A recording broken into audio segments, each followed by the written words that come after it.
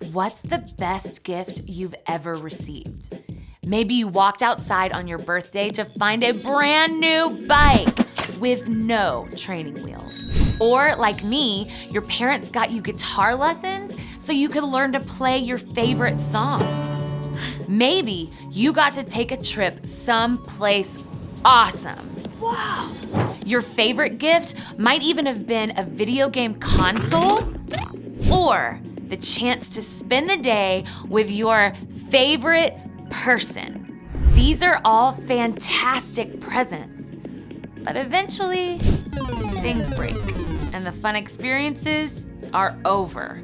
You have to go back to everyday life and wait forever until Christmas or your birthday comes around again. But there's one gift you never have to wait for. One gift you can open every single day. In Ephesians, Paul writes, God's grace has saved you because of your faith in Christ. Your salvation doesn't come from anything you do. It is God's gift. Faith in God is an incredible gift from God. When you have faith, you know that God is always with you, even in tough situations. When you have faith, you learn to trust God for wisdom as you walk through your day. And when you have faith, you know that God has promised to make everything right in the end for those who follow Jesus. When you choose to open God's amazing gift of faith, you begin to live with more hope and show more love. Then others can see God at work in you. That's why making a move in faith is an amazing way to worship God with your life. Because worship is about more than just singing loud, it's all about living loud. Hey, I'm Skylar. And I'm Sebastian. We're talking about faith. Which is trusting what you can't see because what you can see. I know something awesome that you can see. What's that? Your family and friends around you on Sunday morning or wherever and whenever you do church. What am I supposed to trust because of that? That church is way bigger than where you happen to meet. In fact, church shows up in all kinds of ways across the entire globe. Have you ever visited a different church in another country?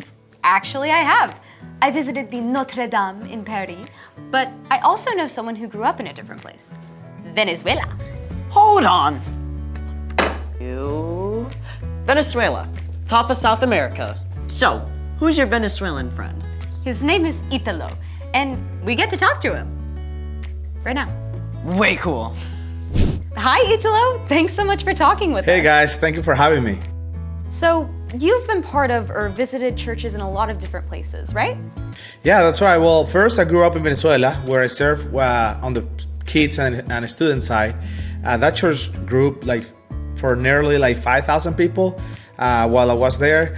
Then I moved to Costa Rica to work there with a smaller church. And then I have been thankfully being on training with other different churches in Mexico, Puerto Rico, Panama too. Hold it, let's see all of those on a map.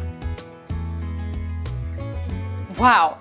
What were some of these different churches like? Well, in Costa Rica, I did a missionary training and I visited churches in the jungle to help with the construction there. Then some of them, they were really remote, they didn't have running water, electricity at all time. It was different. Wow, that's really hard. Yeah, it's a little bit hard for them, but even the people in the villages, they don't have anything. They're really joyful. They see them worship God is like nothing I have seen in other place.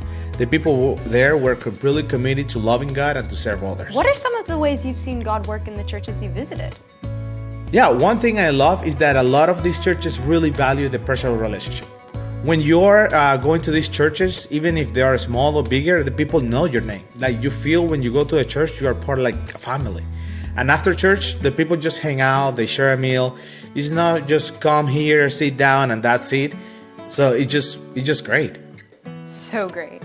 What are some of the ways you've seen Jesus followers encourage each other? Well, one church I worked with in Puerto Rico was growing super fast, but they didn't have a building. So another church said to them, hey, we're not using our building in the afternoon, So come and just use it for free. Like, just have your church in our church. That's awesome. Yeah, and in Costa Rica, the church I was working with, they had a partnership with this place called the Hope Center. And they were really, they are, because they still are there, in a really bad area of the city. And some people of the church were challenging each other to help there. And now they give meals every day for more than 300 kids. And that's a lot. That's, for some of those kids, that's the only meal they even have in that entire day. Is there a way you personally experienced encouragement from the church?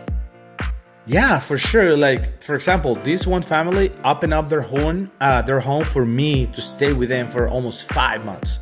They even gave me a chance, to just come to the United States, stay with them, like no charge. They fed me. They gave me a room for myself.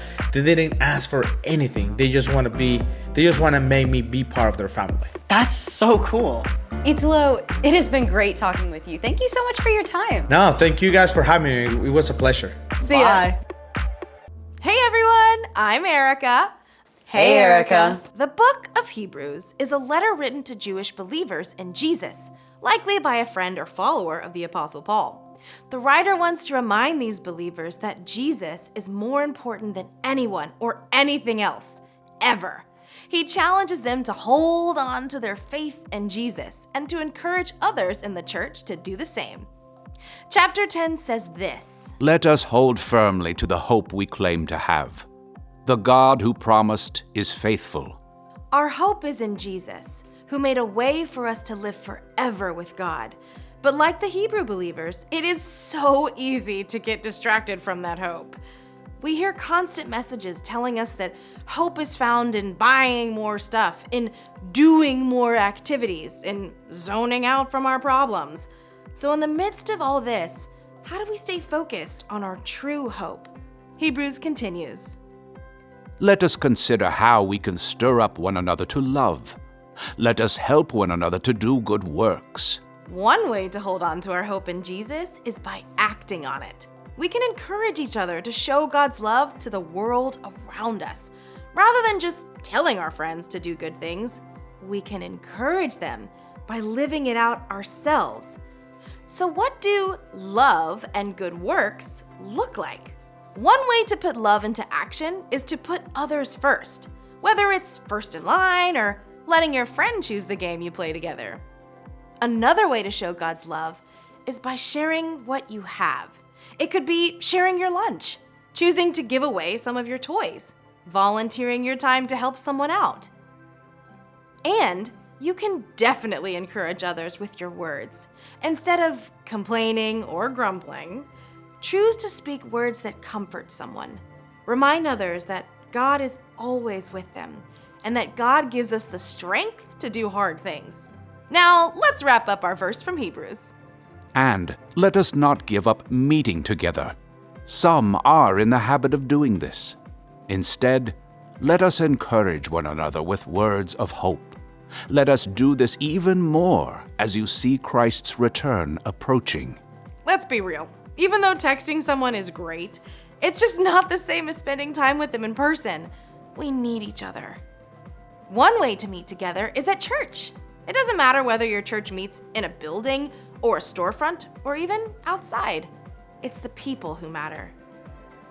Maybe it's been a long week and it would be easier to skip church altogether.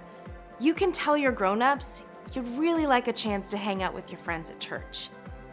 Another way to meet up together is to spend time with your small group or class, even outside of church.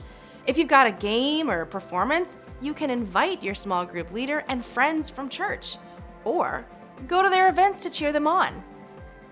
And you can meet together just by hanging out with friends who love Jesus. Let's see those verses again. Let us hold firmly to the hope we claim to have. The God who promised is faithful. Let us consider how we can stir up one another to love. Let us help one another to do good works. And let us not give up meeting together. Some are in the habit of doing this. Instead, let us encourage one another with words of hope. Let us do this even more as you see Christ's return approaching. At the end of time, Jesus will return, and God will make right everything that's wrong. Only God knows when that will be. But in the meantime, we have an amazing opportunity to encourage each other to stay strong in our faith in Jesus and to show God's love to the world. The end. So, church isn't just for learning stuff about God? It's also about the people we meet and helping each other be strong. Exactly, because our faith is stronger together. So, what's our part in the story? Sometimes it's tempting to be a loner. You don't feel like you fit in, even at church. Or you've got sports on Sunday and it's hard to keep up with your church friends. Or it seems like none of your close friends care about following Jesus. Don't give up. Ask God to help you find at least a few friends who love Jesus and can encourage you. And if you feel like you're an outsider at your church, you're probably not the only one. See what happens if you start up a conversation with someone new in your small group. Or invite kids from your church to your birthday party. No matter what, you can choose to live out God's love. And encourage those around you to do the same. I think you got it. See you next time. Bye, Erica.